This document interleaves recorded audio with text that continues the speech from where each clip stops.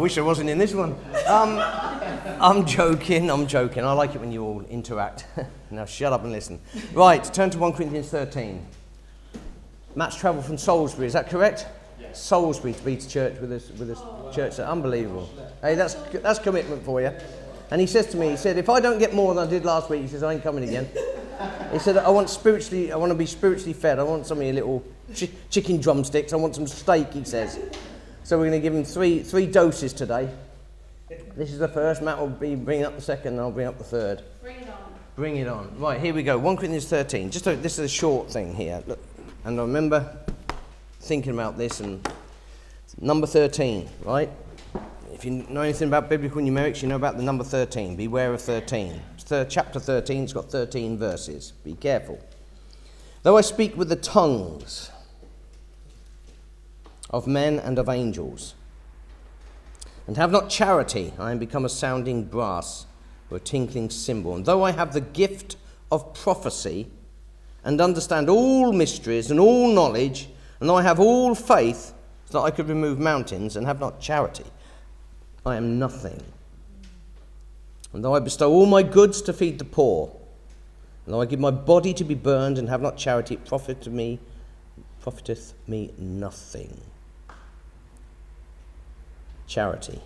We're going to read the whole chapter, but think about this. Charity suffereth long, and is kind. Charity envieth not. Charity vaunteth not itself, is not puffed up, doth not behave itself unseemly, seeketh not her own, is not easily provoked, thinketh no evil, rejoiceth not in iniquity, but rejoiceth in the truth, beareth all things, believeth all things, hopeth all things, endureth all things. Charity never faileth, but whether there be prophecies, they shall fail. Whether there be tongues, they shall cease. Whether there be knowledge, it shall vanish away. For we know in part and we prophesy in part. But when that which is perfect is come, then that which is in part shall be done away. When I was a child, I spake as a child, I understood as a child, I thought as a child, but when I became a man, I put away childish things. For now we see through a glass darkly, but then face to face. Now I know in part, but then shall I know even as also I am known. And now abideth faith, hope, charity, these three. But the greatest of these is charity. I don't know when the last time you read that, but hopefully, as you've just read that now, you've either seen things you've never seen before, things have stuck in your mind, you're thinking, man, I didn't realise that, or it's just opened a can of worms in the sense you've got loads of questions that you want to ask. I'm like that when I read. Now, the more I read that, the more I want to get into it, into depth of that, but we're not going to today, unfortunately, but we're going to say just a couple of things. And then because I want to get back into Romans, I've got to finish Romans. I've got to get to Romans chapter 10 because I get pestered by people. And they want me to get in chapter 10 for obvious reasons. Some of you understand that. But here, it's just got me thinking yesterday. I was up late and early this morning. Though I speak with the tongues of men. Who's writing this? Paul. Charity. In a general sense, it's love. In a general sense. Benevolence, to do good, goodwill, kindness, charity given, well-meaning, that's what it means, doing good, supreme love to God and universal good to men. That's what a dictionary definition says. It's affection, it's tenderness, charity, liberality to the poor, alms, you've heard about alms and almshouses, whatever is bestowed gratuitously on the poor for their relief, any act of kindness, that's charity. The Bible makes the distinction between charity and love. All the Bibles have changed the word from charity here to love. Oftentimes they read it at weddings and things, don't they? But it says charity in our Bible. Why? Because there's a distinction between charity and love. Charity is the particular love relationship between members of the body of Christ. Christians. Love between Christians. Charity is distinct from love of all other types. Keep your finger there and go to 1 Peter towards Revelation. 1 Peter, Hebrews, James, 1 Peter 4. 1 Peter 4, verse 8. And above all things, have fervent charity among yourselves, for charity shall cover the multitude of sins. So it's the peculiar love between Christians. In 1 Corinthians 13, Paul describes the kind of love God has for the believer and the love every Christian should have for one another. Turn right in Corinthians to Ephesians chapter 4. Ephesians 4 verse 32. And be ye kind one to another, tender-hearted, forgiving one another, even as God for Christ's sake hath forgiven you. If you get offended and upset, let's forgive one another. Don't run and leave the church. Forgive. Turn to Luke. Matthew, Mark, Luke, chapter 6. Charity. Luke 6:35 and 36.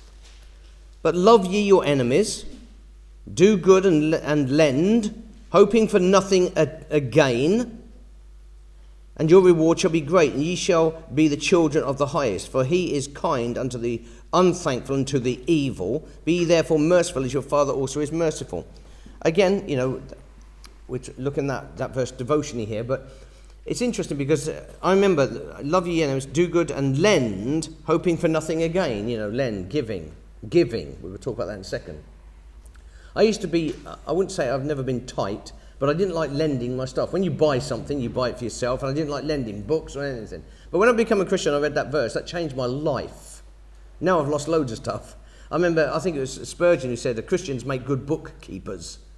You get that? That's true. I've got loads of more books out there. I've had to buy, when I read the Keith Green life story, No Compromise, I loved that book. I read it in a day. I loved that book. And then I lent it out and I didn't get that one back. Then I had to buy that again. And then CDs I bought that.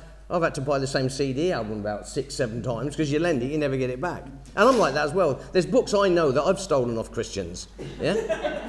Some of them have actually been in my study, and I've hid other books in front of them because I ain't finished with them yet. Yeah, Christians make good bookkeepers. I'm one of them. But anyway, we're looking at charity. Now everybody's going to be checking their bookshelves. Ah, dear.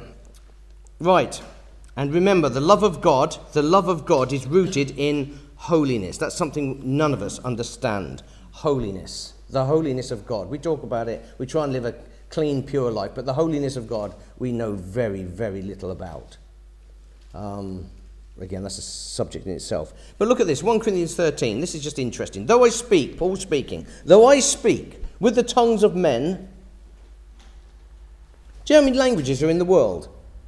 Have a guess, anybody? Anyone? 400? 7,106. That's what it says if you look it up. 7,106 languages. Well, 7,107 if you include Sue, because she drops her H's.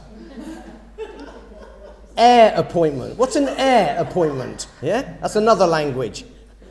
Tongues of men. Look at this. Though I speak with the tongues of men, 7,000 languages, and of angels. What's the heavenly language? Hebrew. Though I speak with the tongues of men and of angels. So this is where the Pentecostals and Charismatics, they love this. Tongues of men and of angels, and have not charity, I'm become as a sounding brass or a tinkling cymbal. He's putting this here as an argument. Paul spoke over 7,000 languages. Are you nuts? He's putting his argument. We'll see this even clearer in the next verse, Speaking in tongues. And when they talk about speaking in tongues, turn to Acts chapter 2. It's not some heavenly language, and they're not talking Hebrew either. They're talking jibber-jabber. Can you do it, John? No, because everybody laughs, and it takes me a while to get it on the CD. Acts 2, look at this. Verse 7, and they were all amazed and marveled, saying one to another, behold, honour all these which speak Galileans, and now hear we every man in our own tongue, wherein we were born, Parthians, Medes, Elamites, dwellers in Mesopotamia, Judah, and Cappadocia, goes on. All those different Jews and proselytes, notice verse 10. They're speaking in their language, known languages. I don't speak French, it's an unknown tongue to me. Germany's, Japanese's, Chinese's, all that.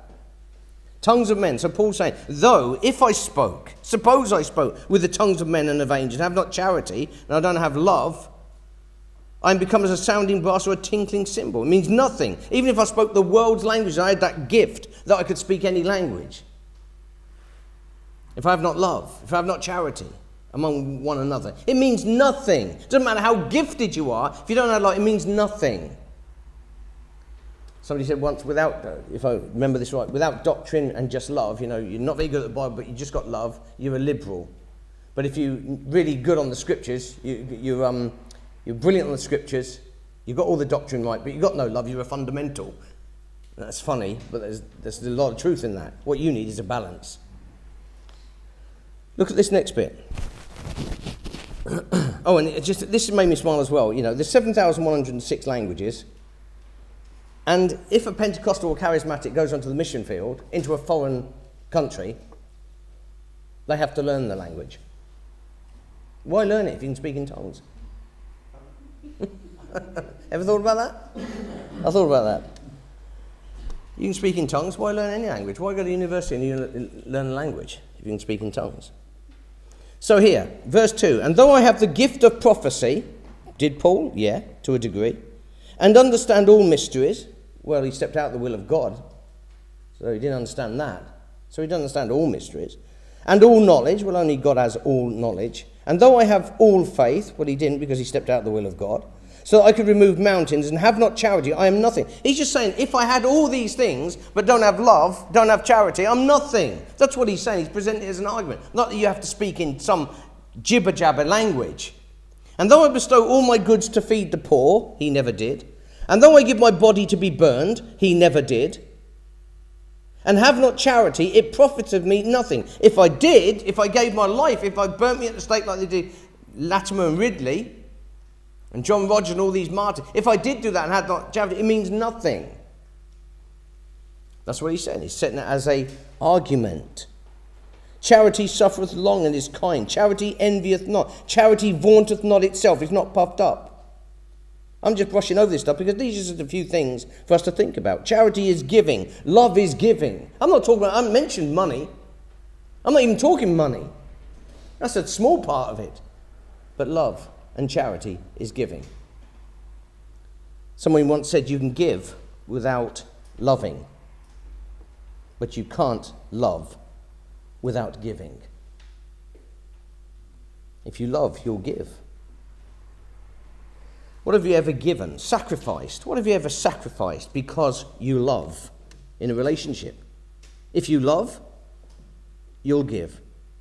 Without charity, without love, Paul said, I am nothing. That's what Paul said. I am nothing without charity. So here's a question for you. What are your motives for what and why you do what you do? Motives. There's a question. Why do you give? What's your motive? And what do you expect in return? You did what because of? See, if we weighed all our motives, they wouldn't be that pure. Oftentimes we give to get. I'm not talking about money. What do you expect in return? All your motives, be pure or ulterior, will be scrutinized one day at the judgment seat of Christ. Why you did what you did, what you get rewarded for. Oftentimes we like to give whatever it is and shout from the rooftops, look what I did. In 1 Corinthians 3 verse 13 it says, every man's work shall be made manifest, this is the judgment seat of Christ, for the day shall declare it, because it shall be revealed by fire, and the fire shall try every man's work of what sort it is, pure or ulterior motive. You love according as you yield yourself unto God to love through you. And the more you love God, the more you will love others. The more you love God, the more you will love others. See, it's really strange, isn't it? We have a church, the Oaks Church here, and I've had people leave this church and say, oh, there's no love in that church. And then I've had somebody saying, I've found more love in this church than anywhere. I can't win. That's why I don't even try. I'm not here to please you. I can't. Some of you may love, some of you may not love me. I don't know what it is, right? You just do the best you can. We preach and teach the scriptures. God willing, we're sound on doctrine. And, we don't neglect love. If we didn't love, we wouldn't try and reach others with the gospel. We love. I love the Lord. I love you lot. I love trying to reach the lost. Sure, I've got a long way to go, but we're trying. And then it goes on to say, and again, we're not really... we will get to this passage one day, I'm sure, if the rapture hasn't happened. We'll suffer long and hard for the Lord without complaining. That's what love is. But the question is, do we? Long suffering is one of the fruits of the Spirit. Turn to Galatians. Turn right to Corinthians. Galatians chapter 5, verse 22. Isn't that interesting? 5:22. 5 plus 2 plus 2 is 9. 9 is the number of fruitfulness. Galatians 5:22. But the fruit of the Spirit is love, joy, peace, long-suffering, gentleness, goodness, faith, meekness, temperance. Against such there is no law. Fruit of the Spirit, not fruits. So you have all of those qualities there, and that produces the fruit. Some of you may need to love more. Some of you may need to be more long-suffering or temperance or whatever it is in there. Turn to 2 Peter again. You wouldn't get the hypers turning there. 2 Peter 1, verse 5 to 7. And beside this, giving all diligence, add to your faith virtue, and to virtue knowledge, and to knowledge temperance, and to temperance patience, and to patience godliness, and to godliness brotherly kindness, and to brotherly kindness charity. What a blessing you'd miss if you didn't get to the book of Peter. Ties in beautifully. And to finish up then, just because it's only a little study, just little thoughts really this morning before we hit Romans later. So in 1 Corinthians 13, charity, it talks about 16 characteristics of that word, charity. 7 are positive. It's interesting. 9 are negative. Now I know all you lot, because when we read this, it opens up all these other questions that we have. For we know in part. When I get down there, I know you do, you little rat bags. Yeah? For we know in part, what's that talking about? When that which is perfect is come, what's that talking about? Well, we'll talk about that another time. But that's interesting. And it's not what you think. Most churches teach that differently. But it's an interesting passage. And the key is verse 12. I'm going to leave it with you. That's your homework. Amen.